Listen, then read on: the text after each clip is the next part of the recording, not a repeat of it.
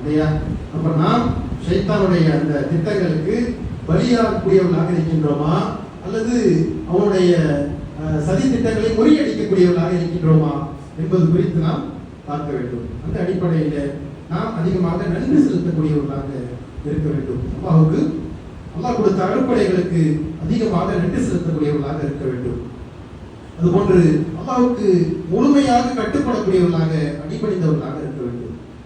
போது நாம் கொண்டாடிய ஹஜ் பெருநாளுடைய செய்தி என்ன?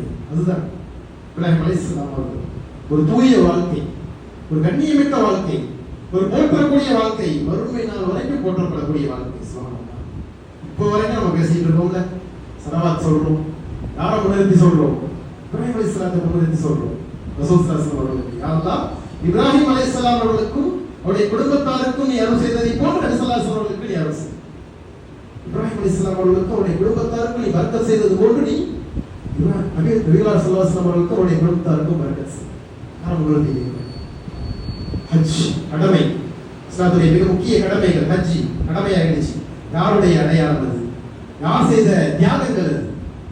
அப்போ முழுமையான கட்டுப்படுதல் இருந்தது யார் இடத்துல? இப்ராஹிம் அலைஹிஸ்ஸலாம் அவர்களுக்கு. அதுதான் நமக்கான செய்தி.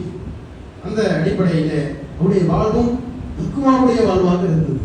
அவருடைய வாழ்வு இப்ராஹிம் அலைஹிஸ்ஸலாமுடைய வாழ்வு தக்வாவுடைய வாழ்வாக இருந்தது. தக்வா இருந்ததால் தான் அப்படிப்பட்ட தியாகங்களை அவர்களால் செய்ய முடிந்தது, அப்படிப்பட்ட அர்ப்பணிப்புகளை அவர்களால் செய்ய முடிந்தது. அந்த தக்வாவின் காரணமாகத்தான் அவர்கள்